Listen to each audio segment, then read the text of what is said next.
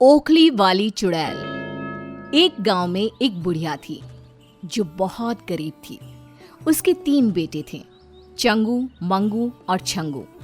तीनों बचपन से ही जिस काम में लगते हैं उसको पूरा करके ही छोड़ते हैं। सब लोग उन्हें बेवकूफ समझते हैं, लेकिन बुढ़िया को उन पर बहुत भरोसा होता है।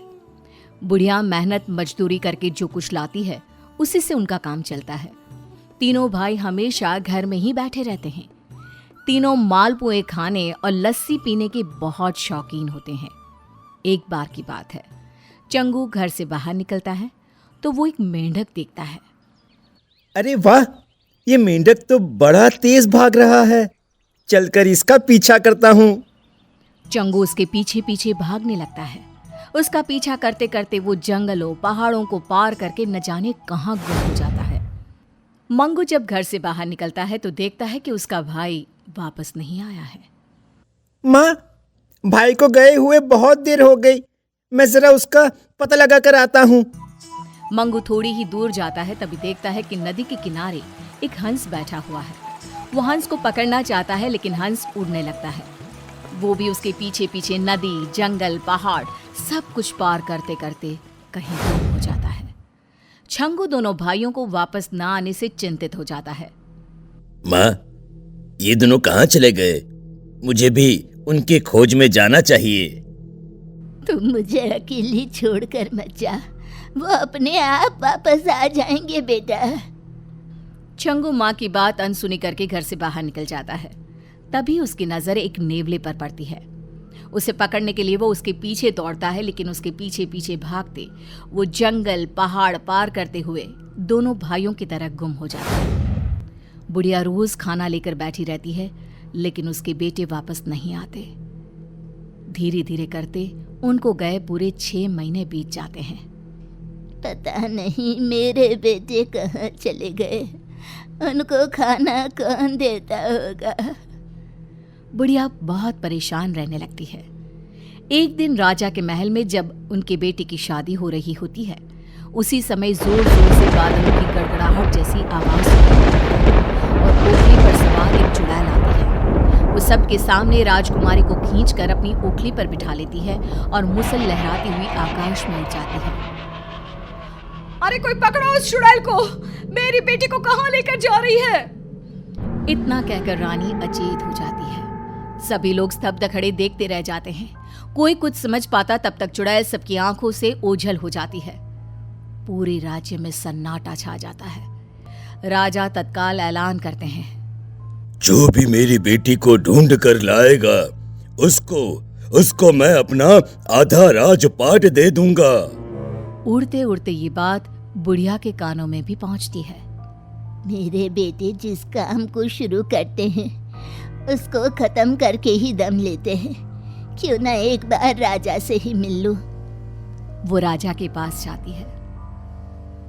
मैं आपकी बेटी को सुरक्षित ला सकती हूँ, पर मुझे उसके लिए आपकी तरफ से कुछ मदद चाहिए। तुम क्या करोगी? अरे 1.5 पसले की तो तुम खुद हो। तुम कैसे मेरी राजकुमारी को उस चुड़ैल के चंगुल से छुड़ाओगी? मेरे 3 बेटे हैं, मंगू, चंगू और छंगू। वही राजकुमारी को उस ओखली वाली चुड़ैल से छुड़ा कर ले आएंगे। तो अपने बेटों को भेज दो, हमारी राजकुमारी को सही सलामत ले आएं।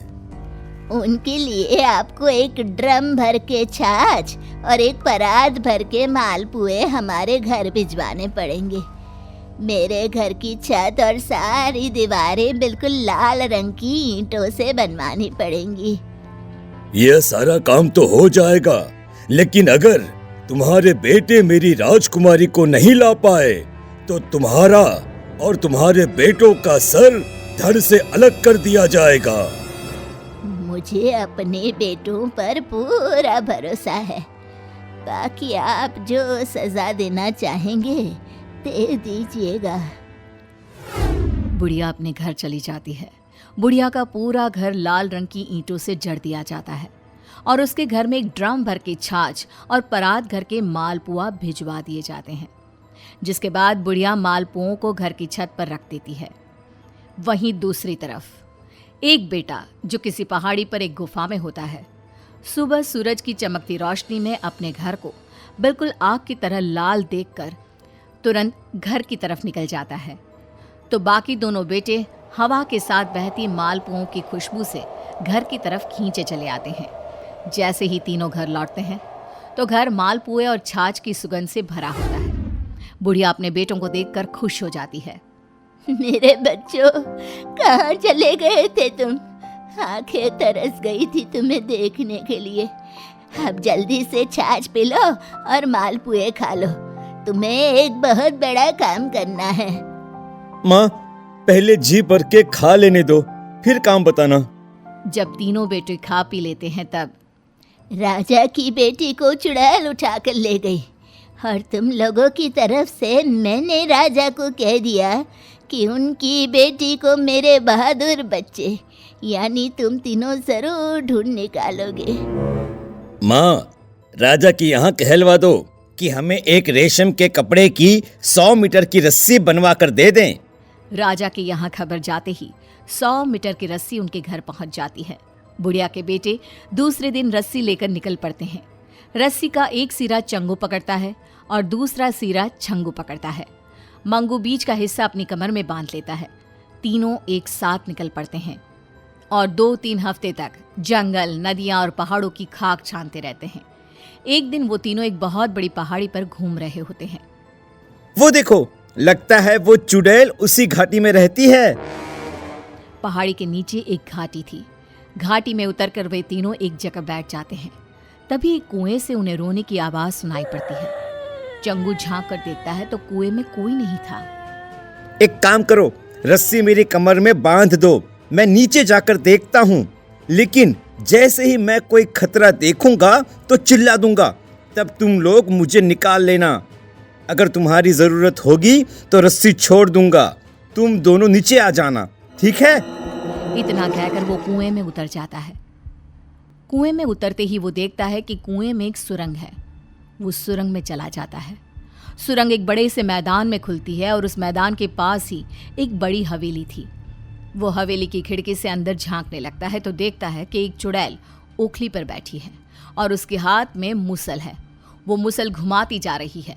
उसी के पास राजकुमारी बेड़ियों में जकड़ी बैठी है। तभी वो चुड़ैल अचानक हवा में उड़ने लगती है और हवेली के बाहर चली जाती है। उसके जाते ही रस्सी छोड़ दी मैंने, ऊपर खींच लो। मंगू अपनी कमर की रस्सी खोल देता है और उसी रस्सी के सहारे ही उसके दोनों भाई भी हवेली तक पहुंच जाते हैं। तब तक वो राजकुमारी की बेड़ियां काट चुका होता है। सब छुप जाओ, वो चुड़ैल आ रही है। उसकी ओखली की आवाज आ रही है। उसकी ओखली जादुई है। सब लोग रस्सी पकड़ लो, इस रस्सी को हम उसकी ओखली में बांध देंगे और उसके सहारे हम पल भर में यहाँ से दूर निकल जाएंगे। सब जोर से रस्सी पकड़ लेते हैं। तभी धड़ धड़ करती ओखली पर सवार वो चुड़ैल हवेली के बाहर तक आ जाती है। सब छुप जाते हैं।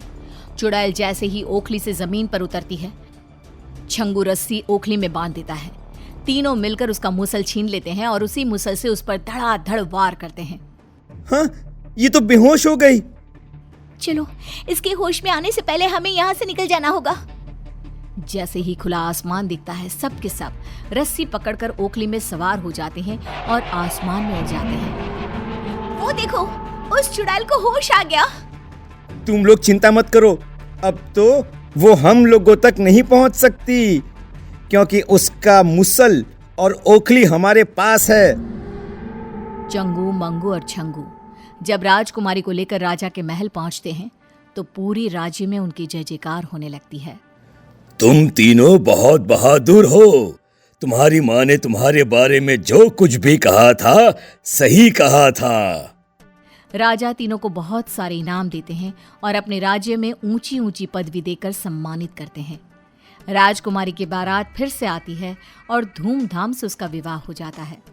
राजा अपने वायदे के मुताबिक उन तीनों को अपना आधा राजपाट दे देते हैं। अब उनकी गरीबी दूर हो जाती है। अब कोई नहीं कहता कि बुढ़िया के बेटे बेवकूफ हैं।